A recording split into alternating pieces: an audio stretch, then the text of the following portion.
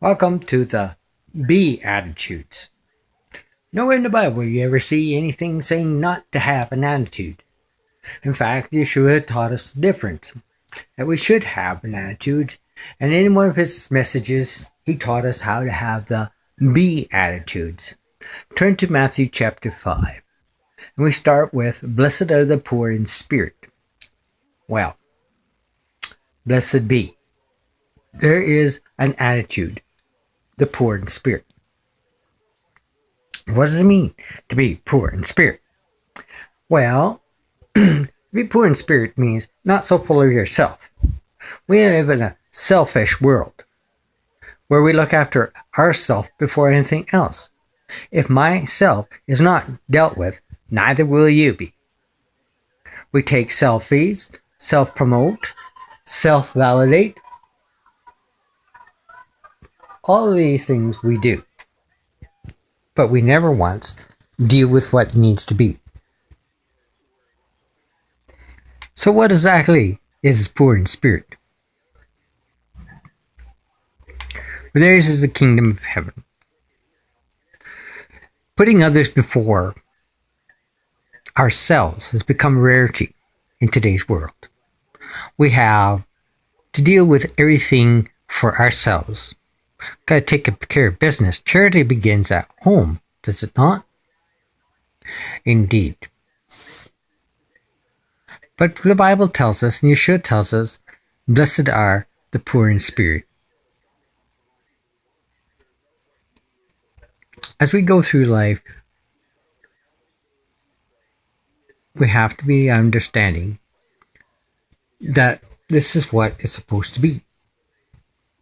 In the Matthew Henry commentary, it says that the poor in spirit, we do what we can. We are to be happy, to be rejoicing. Blessed offers from what is used in Matthew as an expressing of permanent state of felicity, rather than the passive reception of blessing being bestowed by another. We're the activator of the blessing, not the receptor. The invitation to be poor in spirit points out that in the region that which poverty can be found, there's no such qualifying cause. It's not being physically poor, but being spiritually poor. Feeling there's nothing really worthy in ourselves. We are the waiter. We are the servants of the Most High God. We are in a happiness of doing things for the Lord, not trying to make a name of fame for ourselves, not promoting ourselves higher or putting our name up in light. In Psalm 37 verse 11, those who, according to this theocratic promise in the Old Testament, expect the messianic blessings. Yeshua, however, according to Matthew, transports this idea of being poor from the political theocratic realm. We're to magnify the Lord, but not self-promote. We do all things to bring all glory to God. Not look at me so I can bless God. Keep your eyes on me while I bless God. Then you'll learn how to bless God because I know how to bless God. That's self-promotion. And we see a lot of that in church. Things are sometimes misunderstood when we look at the contraries. We look at the description of the Church of Laodicea, which is showing us the opposite type of character. Thinking what is right. Thinking of ourselves as being right. In the spiritual realm, in the spiritual life, when it is really that of a pauper, destitute, of true riches, blind, and we are naked. We have to be careful. While churches are out there professing that they are the blessed because they have the best music, the best light show, the best message, we have the feel-good, positive attitude being preached, versus the open gospel, which simply says, come as you are. One guy says, God doesn't accept you as you are. Yes, he does. But he loves us too much to leave us there, as one preacher said. He takes us forward into a new life, a new way of thinking. We live in our paganistic world, following strange doctrines and teachings, and we follow the teachings of what Yeshua really said. We renounce the things of this world. We give up the vices that we used to have, and we put on it the breastplate of righteousness, having the most valued of garments placed upon us. Yeshua wore a robe.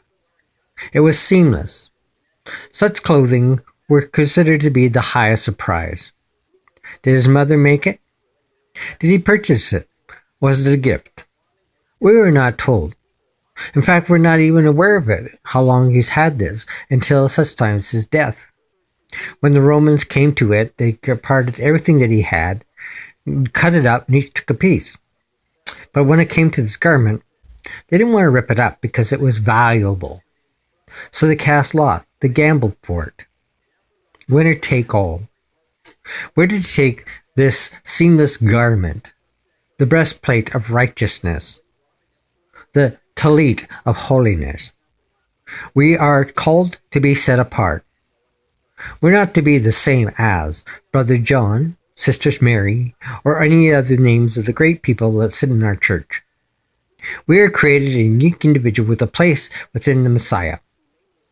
We have our gifts and our talents. We bring certain things to the church, and the church wants to announce it and say, you sit over there and be quiet, and I'll tell you what you got. That's not true training. True training is to get you to use your gift, identify what is the gift, and develop it and cause it to grow. Poor in spirit means doing what it is to serve out with lowness and meekness. We do not take the promotion of wealth or comfort or safety of this world. When we look to the world and we see the news flashes of thousands of believers who are dying, not by one or two, but by the hundreds and by the thousands, you get the idea that the time is short. Rejoice. Don't fear it.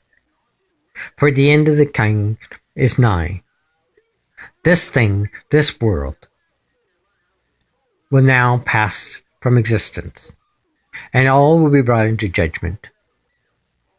Let us go forth with the mercy of Yeshua HaMashiach, declaring, happy is he whose righteousness we are to justify the usual enumeration of the promises. We are the reflectors of the light. We are having the be attitudes. Be blessed. Until next time, Shalom.